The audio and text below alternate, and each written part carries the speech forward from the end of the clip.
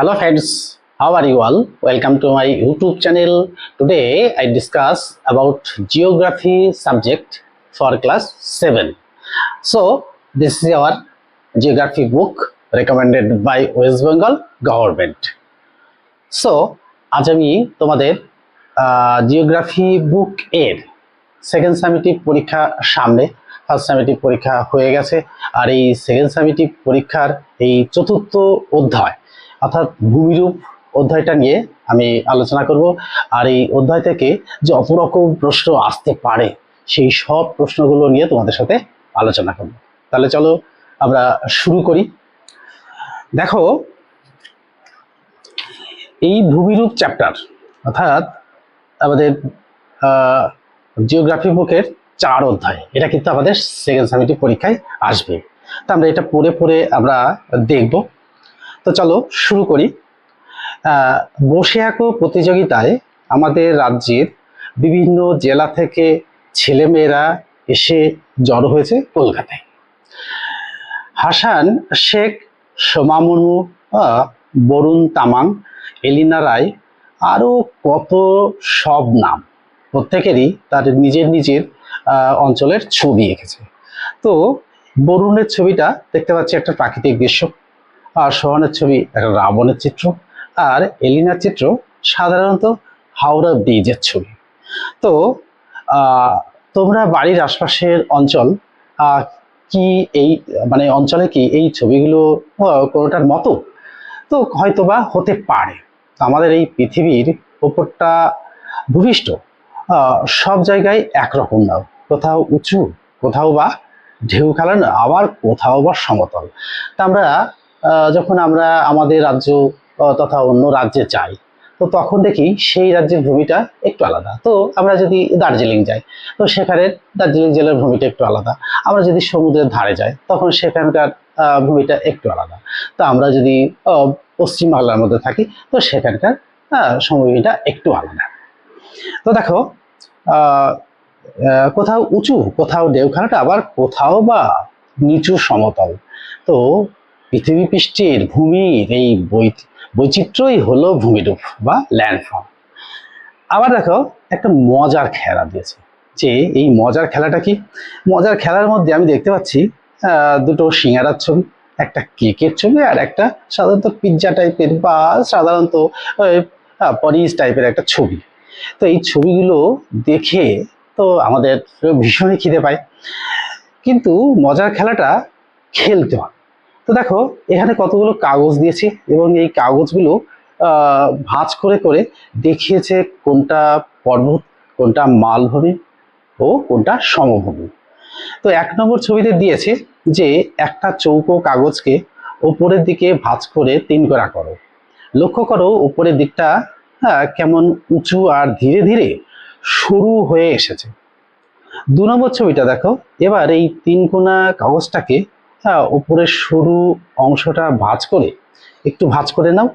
এবার দেখো উপরের উঁচু ও সরু অংশটা নেই, বরং চ্যাপটা নিচু হয়ে গেছে। 3 নম্বরে দেখো, আরো একবার কাগজের উপরের দিকটাকে ভাঁজ করে দেখো, এবার উপরের দিকটা কেমন সমতল আর আরো নিচু হয়ে গেছে। তো এই উচ্চতা, গঠন এবং বৈশিষ্ট্যের ভিত্তিতে পৃথিবীতে প্রধানত 3 রকম ভূমিরূপ দেখা যায়। তো ভূপৃষ্ঠের সবচেয়ে উপরের বা সবচেয়ে উঁচু অংশ হলো পর্বত, মাঝারি নিচু অংশ হলো মালভূমি, আর সব থেকে নিচু প্রায় সমতল অংশ হচ্ছে সমভূমি। তো এটা আমরা কি করে বুঝবো? তো আমি যদি একটা কাগজ ভাঁজ করে এটা তোমাদেরকে দেখাই, তাহলে কিন্তু আমরা খুব সহজেই কিন্তু বুঝে যাব। কারণ আমরা এখানে পড়ে দেখতে পাচ্ছি কাগজটা ছবিটা দিয়েছে, কিন্তু আমরা যদি এটাকে একটু পড়ে দেখাই তাহলে মনে হয় সবচেয়ে সহজ হবে। তাহলে দেখি আমি একটু চেষ্টা করি। ধরো, এটা একটা কাগজ। এই কাগজটাকে আমরা কি করব, কোনাকুনি ভাঁজ করে ফেলবো। তাহলে ভাঁজ করলে দেখো কি হলো, ভাঁজ করলে দেখা যাচ্ছে যে এটা একটা উঁচু খাড়া অংশ হয়েছে। তাহলে এই উঁচু খাড়া অংশটাই হলো পর্বত। এই যে একদম সরাসরি পর্বত উঁচু, এটা সমতল অংশ, এই সমতল অংশ থেকে এটা সরাসরি একটা পর্বত। তো এটাকেই যদি আমরা আবার উপর থেকে একটু ভাঁজ করি, অর্থাৎ এখান থেকে যদি আমরা এইটুকু ভাঁজ করে নিই, জাস্ট লাইক এই যে এরকম দেখো, এইবার দেখা যাচ্ছে মনে হচ্ছে এটা হচ্ছে কি হলো, এটা পর্বত থেকে একটু নিচু হলো, এই নিচু অংশটাই হলো মালভূমি। আর এই কাগজটাকেই যদি আবার আমি কি করি, আবার এরকম করে পুরো আরেকটা ভাঁজ করে নিই, এবার দেখো এই যে এই অংশটা পুরোটা হয়ে গেল এরকম, উপরের অংশটা পুরো সমান হয়ে গেল। আর আমরা যদি দেখার সুবিধার জন্য আর একটু সুন্দর করে এই কোণাটা ভাঁজ করে নিই, তাহলে কি হবে, যে বইয়ের মতো যদি এরকম কোণাটা ভাঁজ করে নিই, তাহলে দেখো কিরকম হলো, এটা হয়ে গেল পুরো একটা সমতল অংশ। তাহলে আমরা এইটা সমতল অংশ অর্থাৎ সমভূমি, তারপরে এটাকে খুলে দিলাম, এটাকে খুলে দেওয়ার পর এটা যখন এইটুকু ভাঁজ করে দিলাম, এটা একটু সমতল থেকে এই সমতল থেকে একটু উঁচু হয়ে গেল, তারপরে কি হবে, এটা হচ্ছে মালভূমি হলো।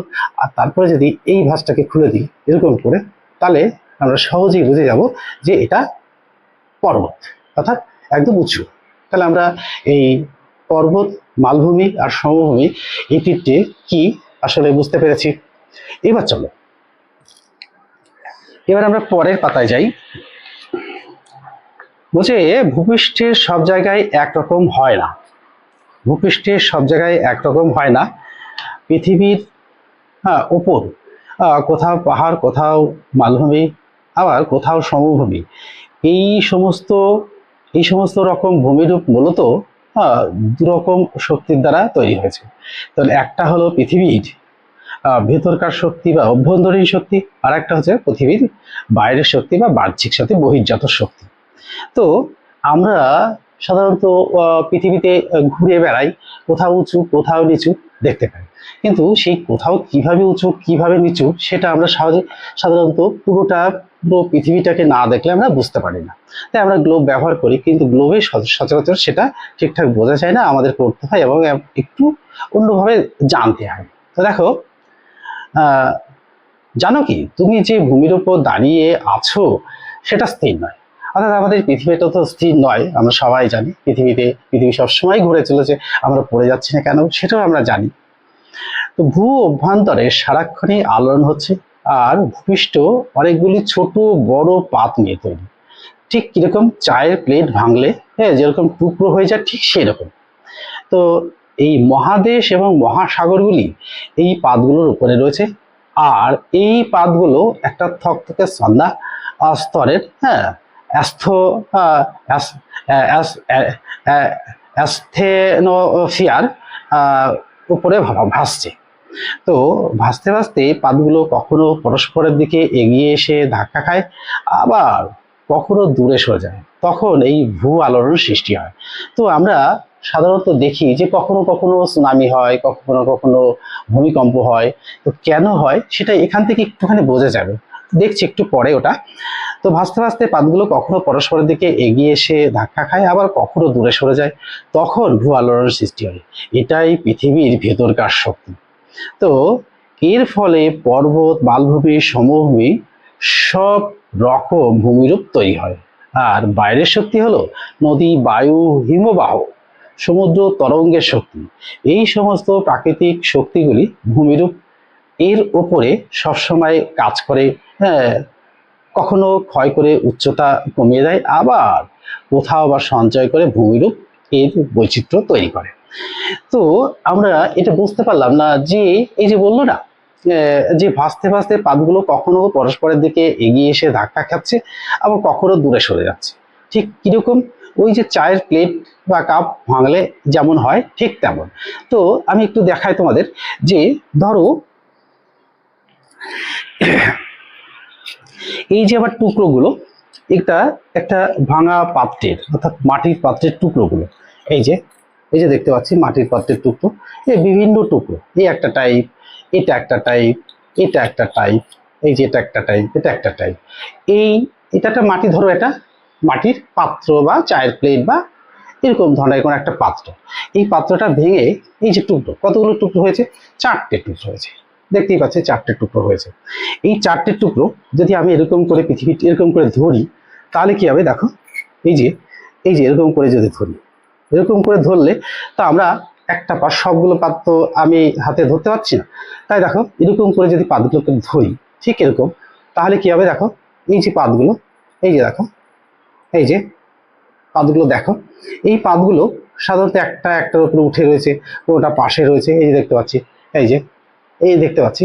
তো এই পাতগুলো কি হয়, কখনো কখনো এই মানে সম্প্রসারিত হয় বা কখনো সরে যায়, কত ক্রমশ স্থান পরিবর্তন করে। এই স্থান পরিবর্তন করার ফলে তা আমরা পৃথিবীর কোথায় রয়েছি, তো এটা ধরো যদি পৃথিবী হয়, এই পাতগুলোর উপরে ধরো এটা ভারতবর্ষ, এটা হ্যাঁ ধরো উল্টো দিকে আমেরিকা, ওইটা একটা অন্য দেশ, এটা ওটা একটা অন্য দেশ, এই দেশগুলো সব এই পাতগুলোর উপরে রয়েছে ঠিক এরকম ভাবে। তো এরকম ভাবে যখন থাকে, এই পাতগুলো যখন নড়াচড়া করে, এই পাতগুলো যখন নড়াচড়া করে, তখন এই গোটা পৃথিবীর উপরে যারা থাকে, যে যে দেশগুলো থাকে, পর্বত থাক আর সমুদ্র থাক আর যাই থাক, তারা সবাই নড়ে ওঠে। সেটা হলে কি হয়, সেটা হলেই ভূমিকম্প হয়। আমরা বুঝি না যে ভূমিকম্প কোথা থেকে আসছে, কি ব্যাপার। তা আমরা একটু যদি এইভাবে একটু দেখি যে ভূমিকম্পটা সাধারণত কোথা থেকে কিভাবে হয়, তাহলে আমাদের সহজে কিন্তু বোঝা হয়ে যাবে। আর এই স্থান পরিবর্তন করলে কখনো এটা এদিকে সরে গেল, কখনো বা আবার এদিকে সরে গেল, এদিকে সরে গেল, কখনো বা এটা সরে এসে এদিকে এলো, কখনো বা এটা সরে এদিকে এলো। এই পাতগুলো ক্রমশ কিন্তু নড়াচড়া করে। তাহলে নড়াচড়া করার ফলেই সাধারণত এই ভূ আলোড়নগুলো সৃষ্টি হয়। তাহলে আমরা বুঝতে পারলাম যে কেন এইটা হয়। আচ্ছা, এবার দেখো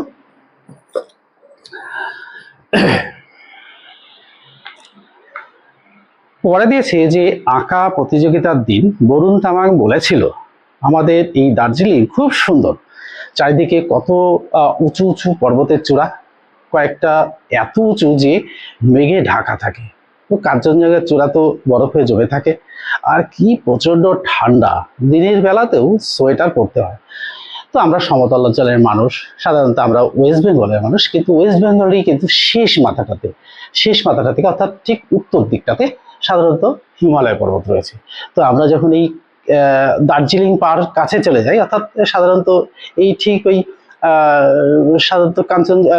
সাধারণত শিলিগুড়ির পর থেকে, ওখান থেকে আমরা দূরে দেখতে পাবো যে এরকম একটা উঁচু হয়ে রয়েছে, যে একটা বিরাট বড় একটা মেঘ লেগে রয়েছে। আসলে ওটা মেঘ নয়, আর ওটাই কিন্তু ওখান থেকেই কিন্তু পর্বতের শুরু। তো ওখানে গেলে পরে আমরা যে পোশাকগুলো সাধারণত পরে যাই, তারপরে আস্তে আস্তে যত পাহাড়ের দিকে যাব তত আমাদের ঠান্ডা লাগবে, আর ঠান্ডার কারণে আমরা তখন মোটা মোটা সোয়েটার গায়ে দিয়ে সাধারণত সেই ঠান্ডা থেকে বাঁচবো। তো আমরা সেই জন্য গরমের দিনে সাধারণত সবাই একটু উৎসাহিত হয়ে চলে যাই আমরা দার্জিলিং শহরে, যেখানে নাকি ভীষণই ঠান্ডা। সাধারণত গরমকালেও এখানকার মতন ঠান্ডা আমাদের এই ধরো আমরা যেখানে রয়েছে, অর্থাৎ কলকাতা বা নদিয়া যেখানেই রয়েছে কেন, তো সেখান থেকেই সাধারণত আমরা যে গরমটা অনুভব করি, দার্জিলিং গেলে কিন্তু সেই গরমটা অনুভব করি না। এবার দেখো পৃথিবী জুড়ে পর্বতের উচ্চতা এবং আকৃতি অনেক বৈচিত্র্য আছে। এর কারণ পর্বত সৃষ্টির প্রক্রিয়া এবং সময়ের পার্থক্য।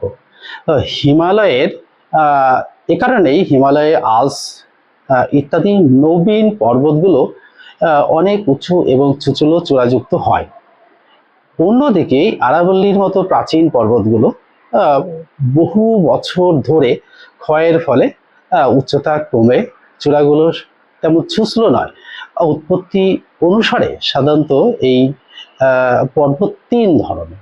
তো দেখো এই আমরা যে পর্বতগুলো দেখি সাধারণত উত্তর দিকে গেলেই হিমালয় পর্বত, সেটা নবীন পর্বত, নবীন ভঙ্গির পর্বত। তো দেখো এশিয়া মহাদেশের হিমালয়, ইউরোপের আল্পস, উত্তর আমেরিকার রকি, দক্ষিণ আমেরিকার আন্দিজ পর্বতমালা সবই ভঙ্গিল পর্বত শ্রেণী। তো দেখো বলছে যে ভঙ্গিল পর্বত শ্রেণী অর্থাৎ সেই ভাঁজে ভাঁজে পর্বতটা সৃষ্টি হয়। তো দেখো কিভাবে সৃষ্টি হলো ভঙ্গিল পর্বত, নিজেই বানিয়ে ফেলো ভঙ্গিল পর্বত। তো প্রথমে একটি মাদুর বিছিয়ে দাও, বিছিয়ে দেওয়ার পরে এবারে মাদুরের দুধার ধরে, মাদুরের দুধারে হাত দিয়ে ধীরে ধীরে মাঝখানে দিকে ঠেলতে থাকে। ধরো একটা মাদুর এরকম বিছিয়ে দিলাম, মাদুরটাকে এরকম ঠেলে নিয়ে আসলাম, ঠেলে নিয়ে আসলে কি হবে, ভাঁজে ভাঁজে সেটা উপর দিকে উঠে যায়। আবার দেখো লক্ষ্য করো মাদুরটা ক্রমশ ভাঁজ হয়ে উপর দিকে উঁচু হয়ে উঠেছে। তো কার্পেটটিও পরীক্ষাটা করে দেখাতে পারে। তো আমিও একটা ছোট্ট পরীক্ষার মধ্যে দিয়ে সাধারণত দেখাতে পারি তোমাদের যে ভঙ্গিল পর্বতটা সাধারণত কেমন ভাবে হয়। তো সেটা দেখি, আমি তোমায় দেখাচ্ছি যে আমরা তো মাদুর ভাঁজ করে, মাদুর তত বড় একটা জিনিস আমরা কোথা থেকে এখন জোগাড় করবো, সেটা এখানে আমরা ক্যামেরার মধ্যে দিয়ে দেখানো মানে একটা কঠিন ব্যাপার হয়ে যাবে। বা আবার যদি যদি এই কার্পেট নিয়ে আসি, সেটাও সেই একই রকম সমস্যা হবে। তাই আমি তোমাদের একটা ছোট্ট উদাহরণের মধ্যে দিয়ে দেখাই। দেখো তোমরা, দেখো যদি আমরা এই যে এরকম একটা বড় কাগজকে, এই যে এই যে একটা বড় কাগজকে কি করেছি, আমি জোড়া দিয়ে নিয়েছি। তো মনে হচ্ছে যেন যে একটা পতাকার মতো হয়েছে, কিন্তু আমাদের এটা পতাকার কালার নয়। একটা রং সাধারণত একটু আছে, সবুজ আছে, কিন্তু এটা নয়। তো এই কাগজ তিনটি টুকরোকে, হ্যাঁ, আমি জোড়া দিয়ে নিয়েছি। জোড়া দিয়ে নিয়ে কি করেছি, এটাকে সাধারণত প্রথমে একটা ভাঁজ করেছি, তারপরে একটা ভাঁজ করেছি পরপর, তারপরে এমন ভাঁজ করেছি, তারপরে এমন, তারপরে এটাকে এমন, তারপরে এদিকে ঘুরিয়ে, এদিকে ঘুরিয়ে, এরকম ঘুরিয়ে, হ্যাঁ, পরপর ঘোরাতে ঘোরাতে একটা এদিকে ঘোরাচ্ছি, একটা এদিকে ঘোরাচ্ছি, একটা এদিকে, একটা এদিকে, একটা এদিকে, একটা এদিকে ঘুরিয়ে আবার এইরকম একটা জিনিস এলো। তো মনে হচ্ছে যেন আমি এটাই তিনটে রং দিলাম কেন। তো আমি দেখলাম যে এই যে স্তরগুলো ভাঁজ ভাঁজ ধরে ওঠে, এত বিভিন্ন রঙের হয়। আর এটা দেখতে সুন্দরের জন্য, সাধারণত এইরকম কালারই যে হয় তা নয়। তো এই দেখতে সুন্দরের জন্য আমরা কি করেছি, আমি এটাকে তিনটে রং দিয়েছি। এবার তিনটে রং দিয়ে এটাকে জোড়া দিয়েছি, দিয়ে ভাঁজটা তো তোমাদের দেখালাম পরপর কেমন করে ভাঁজ করতে হবে। এবার এই ভাঁজ করার পরে কি করলাম, আমরা এই যে মাথাটা, এই যে দেখো শেষ মাথা, এই দুটো মাথাকে এখান থেকে ধরে নিলাম। ধরে নিয়ে দেখো, এটাকে যদি আমরা একটু উঁচুতে তুলে দিই, সাধারণত এতটা খাড়া এটা হয় না ভাঁজগুলো। তো সাধারণত একটু এই ঢেউ খেলানোর মতন হয়। তো কাগজগুলোতে অতটা ঢেউ খেলানো যায় না। তা সত্ত্বেও আমি দেখো এটাকে যদি এরকম হিসাবে একটু দেখাতে পারি যে ছোট্ট, ধরো এটাই আমরা ধরলাম যে ভাঁজ একটু খাড়া খাড়া। তো সাধারণত যে ভঙ্গিল পর্বত যে এরকম একদম এই সমতা সমতা করে যে সমান সমান করে ঢেউ খেলানোর মতন হয় তাও না, একটু খাড়া হয়। জাস্ট আমরা উদাহরণ হিসাবে এটা দেখাতেই পারি যে ভাঁজটা সাধারণত এরকম হয়। আর এইরকম একটা চিত্র যদি আমাদের সামনে আসে, তাহলে আমরা এই জায়গাটা কিন্তু ফাঁকা থাকে না, জাস্ট এটা দেখা যাচ্ছে। এরকম যদি একটা চিত্র হয়, তাহলে ভঙ্গিল পর্বতটা সাধারণত ভাঁজে ভাঁজে এরকম জমা হয়। তারপরে প্রবল চাপের ফলে কি হয়, উপরের দিকে উঠতে থাকে। এই যে উপরের দিকে উঠে যখন যায়, তখন কি হয়, এই ভাঁজগুলো হয়।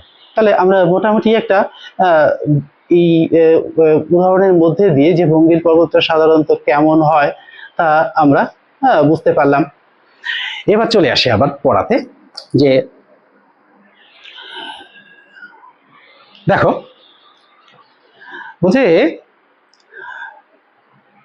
অর্থাৎ এক্ষেত্রে তোমার হাত দুটো ভাসমান পাত, এটা এখান থেকে দিয়েছে, এখান থেকে আমরা একটু পড়ি। সাধারণত যে 900 মিটারের বেশি উঁচু অনেক দূর বিস্তৃত শিলা দ্বারা গঠিত ভূমিরূপী হলো পর্বত। তা আমরা ভঙ্গিল পর্বত পড়েছি। তো পৃথিবীর স্থলভাগের প্রায় 4 ভাগের 1 ভাগ কিন্তু পর্বতময়। এই পর্বতের বেশিরভাগ অংশই খাড়া, ঢালযুক্ত এবং খুব উঁচু নিচু হয়, হ্যাঁ, বা আর উঁচু নিচু হয়, আরো উঁচু নিচু হয়। তো পর্বতের উপরের দিকের ছুচলো অংশ হলো পর্বতচূড়া বা শৃঙ্গ। হিমালয় পর্বতের মাউন্ট এভারেস্ট, হ্যাঁ, 8,848 মিটার, এটা আরেকটু বেড়েছে, পৃথিবীর সব থেকে উঁচু পর্বতশৃঙ্গ। আমরা সেই ছোট্টবেলা থেকে পড়ে আসছি যে পৃথিবীর সবচেয়ে উচ্চতম শৃঙ্গ হিমালয় পর্বত। হিমালয় পর্বতের উচ্চতা হচ্ছে 8,848 মিটার। তো বরফ জমে জমে উচ্চতাটা 48 থেকে সাধারণত 53 মিটার হয়েছে, আমরা কোনো কোনো বইতে পড়েছি। তো এটা সাধারণত নবীন পর্বত, এবং কিন্তু সক্রিয় এখনো। আবার দেখো যে দুটো পর্বতচূড়ার মাঝে নিচু খাতের মতো অংশটা হলো পর্বত উপত্যকা। তাহলে পর্বত উপত্যকাটা কি আমরা বুঝলাম। আর এখানে দেখো প্রত্যেকটা লাইনে খালি কোশ্চেন খালি কোশ্চেন। তো আমরা কোশ্চেনটা পরেই বলছি। এইরকম অনেকগুলো পর্বতশৃঙ্গ আর উপত্যকা বিরাট অঞ্চল জুড়ে অবস্থান করছে পর্বত শ্রেণী, হ্যাঁ, বা পর্বতশ্রেণী তৈরি হয়। এইরকম অনেকগুলো পর্বতশ্রেণী বিভিন্ন দিক থেকে এসে এক জায়গায় জড়ো হয়ে পর্বত গ্রন্থি তৈরি হয়েছে। তো দেখো, এবার দেখো এখানে এইটুকু আসি। এক ধরনের পর্বত হলো স্তূপ পর্বত, অর্থাৎ ব্ল্যাক মাউন্টেন। তো ভূ আলোড়নের ফলে ভূপৃষ্ঠের অনেক সময় ফাটল সৃষ্টি হয়। আর এই ফাটলগুলোর মাঝের ভূখণ্ড উঁচু হয়ে অথবা দুপাশে ভূখণ্ড নিচু হয়ে বসে গিয়ে মাঝখানের ভূখণ্ড স্তূপ এর মতো পর্বত সৃষ্টি করতে পারে। তো ভারতের সাতপুরা পর্বত, জার্মানির ব্ল্যাক ফরেস্ট এবং ফ্রান্সের ভোজ এই ধরনের পর্বতশ্রেণী। এই যে চিত্র আমরা দেখতে পাচ্ছি, এই চিত্রের মধ্যে দিয়ে সাধারণত আমরা এটা বুঝতে পারলাম। এবার বলছে যে আগ্নেয়গিরি থেকে অগ্নুৎপাতের সময় প্রচুর লাভা ছাই, ছোট ছোট পাথর বেরিয়ে এসে আগ্নেয়গিরির চারিদিকে জমা হয়ে তিনকোনা শঙ্কুর মতো এক রকমের পর্বত সৃষ্টি হয় বলে একে আগ্নেয় পর্বত বলে। তাহলে আগ্নেয়গিরি অর্থাৎ এই যে কখনো কখনো ভূগর্ভ থেকে গলিত লাভা কোনো অঞ্চল দিয়ে উঁচু হয়ে প্রচুর ছায় ভস্ম পাথর নিয়ে গলে বেরোতে থাকে, এটা হচ্ছে সেই আগ্নেয় পর্বত। এই আগ্নেয় পর্বতের উদাহরণ হলো ইতালির ভিসুভিয়াস, হ্যাঁ, এটনা, আফ্রিকার কিলিমাঞ্জারো, জাপানের ফুজিয়ামা, ইন্দোনেশিয়ার কাকরাতোয়া, এইরকম আগ্নেয় পর্বত। এবার দেখো, আর হয়তো বেশিটা আমরা নিতে পারবো না, তো যতটা এখান থেকে নেওয়া যায়। তো দেখো বলছে যে এখানে এসে দেখছি যে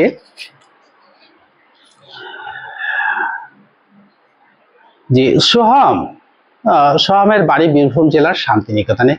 তো ওখানকার লাল কাঁকর বিছানো মাটি, উঁচু নিচু ঢেউ খেলানো পাথুরে জমি, শাল পলাশ মহুয়ার বন, কোপাই নদীর জলে সূর্যের অস্ত যাওয়া, এইসব ভীষণ প্রিয়। পশ্চিমবঙ্গের পশ্চিমের জেলাগুলি বাঁকুড়া, বীরভূম, পুরুলিয়া, পশ্চিম মেদিনীপুরের কিছু অংশ এই মালভূমি অঞ্চল। অর্থাৎ এখানে আমরা আর হয়তো বেশিটা নিতে পারবো না, কারণ ভিডিওটা অনেক বড় হয়ে যাবে, তাই আমরা এইটুকু করব। আর এই পর্বত বেষ্টিত মালভূমির আগে পর্যন্ত অর্থাৎ উৎপত্তি আর অবস্থান অনুসারে মালভূমির আকৃতি প্রকৃতি প্রচুর বৈচিত্র্য আছে। এই বৈচিত্র্যটা সাধারণত আমরা একটু পরে দেব। এখানকার কিছু কোশ্চেন আমি তোমাদের দিয়ে দেবো, অর্থাৎ এই চ্যাপ্টারটা পড়ে আমরা যে কোশ্চেনগুলো পেয়েছি সেই কোশ্চেনগুলো আমি তোমাদের সাথে শেয়ার করব, কারণ ফার্স্ট সামেটিভ হয়ে গেছে, সেকেন্ড সামেটিভ খুব কাছেই। আমরা তার আগে যদি এই প্রস্তুতিগুলো নিয়ে নিই তাহলে কিন্তু আমাদের খুবই সুবিধা হয়, অর্থাৎ পরীক্ষাটা ভালো হয়। তো চলো দেখি সেই কোশ্চেনগুলো কি কি একটু আলোচনা করা যাক। অর্থাৎ আর এই যেখানে বাকিটা থাকলো, আমি পরের ভিডিওতে আবার এই চ্যাপ্টারের বাকি অংশটা তোমাদের সঙ্গে শেয়ার করব। তাহলে চলো কোশ্চেনগুলো দেখি। দেখো কোশ্চেনগুলোর মধ্যে হচ্ছে যে 1 নম্বর কোশ্চেনটা হচ্ছে ভূমিরূপ কাকে বলে। তারপরে কোশ্চেন পর্বত কাকে বলে, মালভূমি কাকে বলে, সমভূমি কাকে বলে, দুটি নবীন পর্বতের নাম লেখো, দুটি প্রাচীন পর্বতের নাম লেখো, উৎপত্তি অনুসারে পর্বতকে কয় ভাগে ভাগ করা যায়, কি কি। 8 নম্বর ভঙ্গিল পর্বত কাকে বলে উদাহরণ দাও। 9 নম্বর স্তূপ পর্বত কাকে বলে উদাহরণ দাও। 10 নম্বর আগ্নেয় পর্বত কাকে বলে উদাহরণ দাও। তারপরে দেখো এর কাছে পর্বত কাকে বলে উদাহরণ দাও, পর্বত শৃঙ্গ বা চূড়া কাকে বলে উদাহরণ দাও, বা উদাহরণ দিইনি, এটা যাই হোক, এটা উদাহরণ দিলে একটু ভালো হয়। 13 নম্বর দেখো পৃথিবীর সবচেয়ে উঁচু পর্বত শৃঙ্গের নাম কি, উচ্চতা কত। 14 নম্বর দেখো পর্বত উপত্যকা কাকে বলে। 15 নম্বর পর্বত শ্রেণী কাকে বলে। 16 নম্বর দেখো পর্বত দধি কাকে বলে। 17 নম্বর পৃথিবীর বৃহত্তম মালভূমি কোনটি। 18 নম্বর 19 নম্বর পৃথিবীর স্থলভাগের কত অংশ পর্বতময়। লাস্ট কোশ্চেন হচ্ছে টেবিল ল্যান্ড কাকে বলে। তো এই যে যত কোশ্চেনগুলো আমরা এখানে বোর্ডে দিয়েছি, এই কোশ্চেনগুলো কিন্তু ভীষণই গুরুত্বপূর্ণ। আর এই কোশ্চেনগুলোর উত্তরগুলো যদি আমরা করে নিতে পারি তাহলে আমার মনে হয় যে কোনো কোশ্চেনই কোনো স্টুডেন্ট ছেড়ে আসতে পারবে না, অর্থাৎ কোনো কোশ্চেনই তার উত্তর দিতে কোনো অসুবিধা হবে না। তাহলে এরকম ধরনের কোশ্চেনগুলো তোমরা সলভ করে নেবে, আর বাকিটা আমি পরের ভিডিওতে শেয়ার করব। তাহলে আজকের এই ভিডিওটি তোমাদের কেমন লাগলো তা অবশ্যই কমেন্ট বক্সে লিখে জানাবে। আর যদি ভিডিওটি ভালো লেগে থাকে তাহলে প্রচুর প্রচুর পরিমাণে বন্ধুদের মধ্যে শেয়ার করবে। তাহলে কি হবে, বন্ধুরাও কিন্তু এই চ্যাপ্টারটা সম্পর্কে অনেক কিছু জানতে পারবে। আর আমিও কিন্তু ভীষণভাবে মোটিভেটেড হব। আর এইরকম মজাদার ভিডিও নিয়ে অর্থাৎ উদাহরণ দিয়ে ভিডিও নিয়ে আমি তোমাদের সামনে হাজির হব। তাহলে আজকের মতো এখানেই শেষ করছি। পরের ভিডিওতে আবার দেখা হচ্ছে। By friends.